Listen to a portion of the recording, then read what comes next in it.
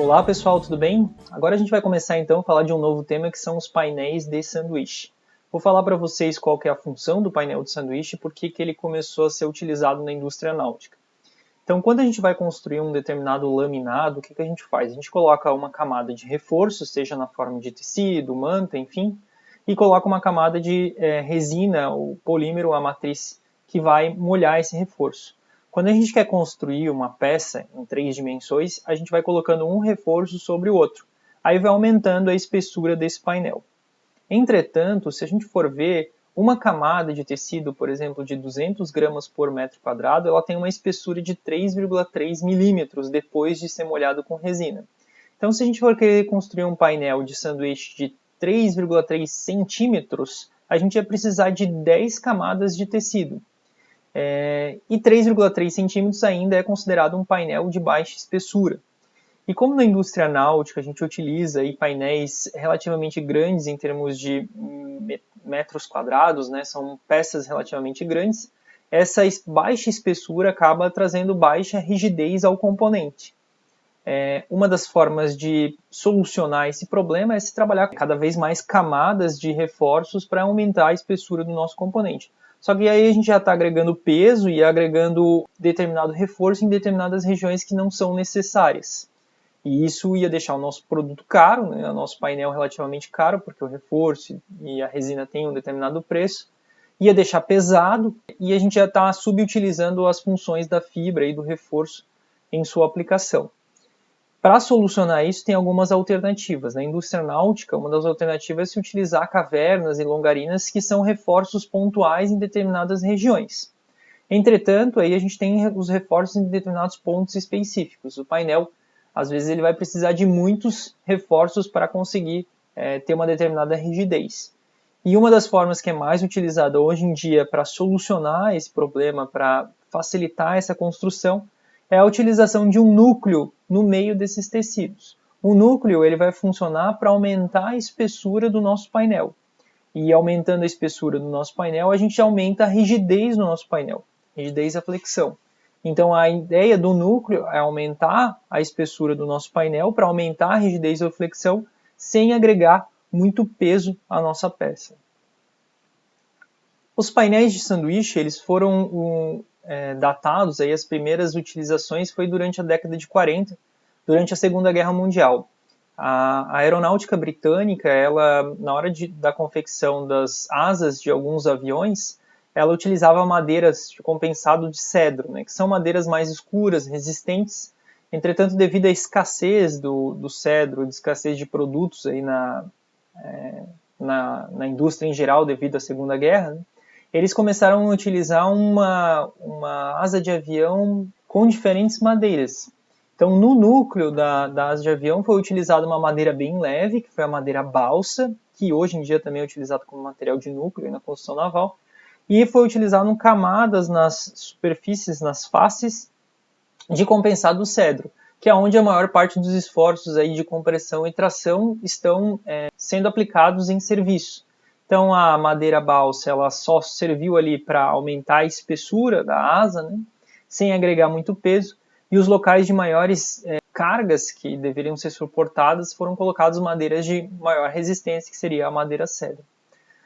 Não muito depois isso também começou a ser utilizado na indústria náutica, então tem algumas embarcações aí datadas da década de 70, por exemplo, algumas corvetas feitas pela Marinha da Suécia, com espumas de PVC e fibra de vidro. Então foi utilizado espumas de PVC como núcleo e fibra de vidro como material de reforço em suas faces, né?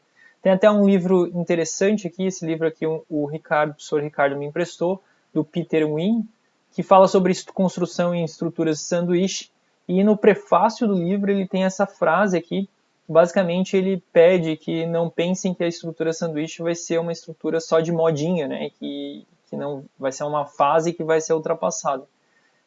Na verdade ela é uma estrutura, uma tecnologia de construção que é utilizada até hoje, e o interessante é que mesmo depois de tantos anos, né, a gente está falando aqui de 1970, esse livro aqui é de 1972, é uma das construções, uma das formas de construções que a gente mais utiliza hoje no mercado náutico. Bom, aqui um pouquinho do funcionamento de um painel de sanduíche, né? Então, como eu comentei para vocês, a ideia é aumentar a espessura do nosso componente agregando um núcleo no meio do nosso componente para aumentar essa espessura, aumentar a rigidez e a flexão e não colocar tanto peso na nossa peça. Então vamos supor aqui que o nosso laminado, nosso reforço seria essa chapa aqui mais escura, aqui em cinza escuro. Então o nosso laminado teria a espessura de 2 chapinhas dessa de cinza escuro. O que a gente fez? A gente colocou um núcleo entre essas chapinhas aqui para aumentar a espessura do laminado. Aumentando a espessura do laminado, a gente vai aumentar a rigidez, a flexão aqui ao cubo. É como se fosse uma viga em I. Muitos autores utilizam essa analogia de uma viga em I. As maiores partes em flexão, né, as maiores partes dos esforços estão situados nas faces desse componente. Então, na face superior, a gente tem as cargas compressivas, enquanto na face inferior a gente vai ter as cargas trativas aqui. Então, as maiores partes dos reforços deveriam estar em suas faces, que é a ideia de uma estrutura de sanduíche. Interessante também que se a gente aqui está a distribuição das cargas, né, ao longo da espessura do nosso painel, se a gente for olhar as cargas de tensão e de cisalhamento, as maiores cargas de tensão e cisalhamento estão no meio da nossa peça. Então, uma das características importantes do nosso núcleo é ter uma alta resistência ao cisalhamento. Se ele não tiver uma alta resistência ao cisalhamento, ele não vai suportar cargas em serviço, né, principalmente cargas dinâmicas. Então aqui é um pouquinho dos conceitos de estruturas, né? Então de sanduíche. A ideia é realmente aumentar a rigidez do componente em si, do painel em si, sem aumentar muito o peso. Obviamente a gente está colocando um núcleo lá, vai ter peso, mas ele vai ter um peso menor do que se a gente estivesse colocando várias camadas de tecido e resina juntos. Né? Então o papel das faces é suportar as resistências, os momentos de flexão, resistindo o esforço de compressão e tração, e tendo uma camada oposta à outra, né? Então a gente vai ter as faces aqui dos nossos reforços aqui, os materiais de reforço eles devem estar destinados em ambas as faces do nosso painel. Se o material do núcleo tiver uma baixa resistência à compressão, na hora que a gente tiver algum tipo de carga, a gente vai amassar esse material. Então ele vai ter que ter uma resistência à compressão, principalmente nesse sentido aqui, né? Nesse sentido que ele está sendo solicitado em termos de compressão. Além disso, vai ter que ter uma resistência ao cisalhamento para não rasgar o material aqui, principalmente em cargas dinâmicas, né? Então, se ele tiver uma baixa resistência à compressão e ao cisalhamento, as faces poderão se aproximar uma das outras quando a estrutura estiver sob flexão. Então, se a gente for pensar, né, em termos de núcleo, né, utilizado, o material de núcleo ele tem que ter algumas características. Né?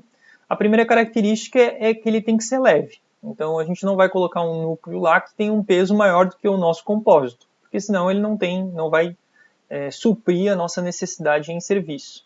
A segunda característica é que ele tem que ter uma resistência à compressão alta, principalmente no sentido que ele está sendo submetido à compressão. Terceira característica, ele tem que ter uma resistência ao cisalhamento alto. Se a gente não tiver uma resistência ao cisalhamento alto, principalmente em cargas dinâmicas, ele vai quebrar. Além disso, ele tem algumas outras características. Uma delas ele não pode absorver muita resina, porque por mais que a gente tenha uma peça relativamente leve, né, ela vai entrar em contato com a resina.